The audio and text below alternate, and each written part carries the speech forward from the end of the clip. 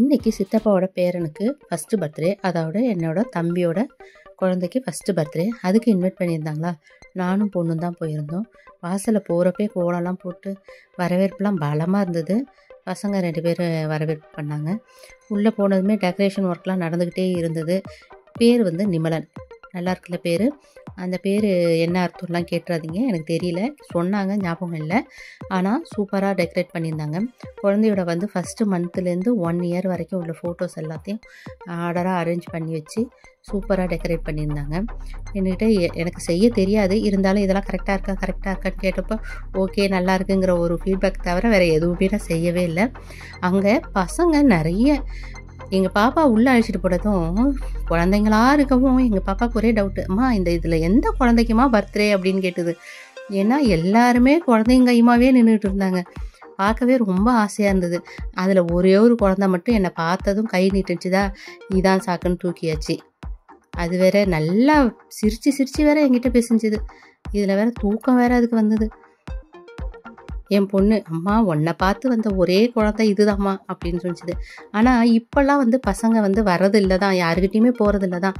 ஆனால் எந்த பிள்ளையாக இருந்தாலும் எனக்கும் பிள்ளைங்களாம் ரொம்ப பிடிக்கும். அதே மாதிரி எந்த பிள்ளைங்களாக இருந்தாலும் என்னை பார்த்து சிரிக்கும், கை காட்டும், வரும், தூக்க சொல்லும், எல்லாமே செய்யும். ஆனால் இப்போ வந்து சமீப காலமாக வந்து என் தங்கச்சி பசங்களாக இருந்தால் கூட, எங்கள் சித்தி பொண்ணோட பசங்களாக இருந்தால் கூட அதுங்க கூட வரமாட்டேங்குது. இது வந்து என்னோட சித்தி பொண்ணு தங்கச்சி, அவளோட குழந்தை வச்சுருக்கா இல்லையா, அவள் கூட அந்த குழந்தை கூட என்கிட்ட வரமாட்டேங்குது பாருங்க. எந்த குழந்தையுமே வரவே மாட்டேங்குது. அம்மாவை விட்டு அப்பா, அம்மா, தாத்தா, பாட்டி அப்படின்னு அந்த குறுகிய சரௌண்டிங்கில் இருந்துட்டு வெளியில் யாருக்கிட்டையுமே போகவே மாட்டேங்குது பசங்க. நம்ம குழந்தை பிறந்து வளர்த்து ஆளாக்கி நமக்கு பெருசானதுக்கப்புறம் நமக்கும் இந்த குழந்தை மேலே இந்த ஆசை வந்து இன்னும் அதிகம்தான் ஆகுது இல்லையா. அப்போ ஏதாவது ஒரு குழந்தைய தூக்கி கொஞ்சுவோம் அப்படின்னு பார்த்தாக்கா எந்த குழந்தையும் வரமாட்டேங்குது. இதுதான் பர்த்டே பாய். இன்றைக்கி இவருக்கு தான் பர்த்டே. கொஞ்ச நேரத்துலேயே காஸ்டியூம் சேஞ்ச் பண்ணிவிட்டு பிங்க்கில் வந்துட்டார். சூப்பராக இருந்தது. அம்மா, அப்பா, குழந்தை 3 பேருமே பிங்க் காம்பினேஷன். ஆனால் கேக் மட்டும் ப்ளூ காம்பினேஷன். கேக் தீமும் ரொம்பவே அழகாக இருந்தது. எப்போவுமே எந்த ஃபங்க்ஷனுக்கு போனாலுமே அரிபரின்னு தான் கிளம்பி ஓடி போயிட்டு வருவோம். இன்றைக்கி வந்து ரிலாக்ஸ்டாக போகணும் அப்படிங்கிறதுக்காகவே ஃபங்க்ஷன் ஆரம்பிக்கிறதுக்கு 1/2 ஹவருக்கு முன்னாடியே போயிட்டோம். வீட்டுக்காரரையும் வெளில லஞ்சு சாப்பிட்டு சொல்லியாச்சு. கேக்கு வெட்டுற டைம் வந்தது. எல்லாரும் கலகலன்னு எல்லாரும் பேச ஆரம்பிச்சிட்டாங்க. ஜாலியாக இருந்தது.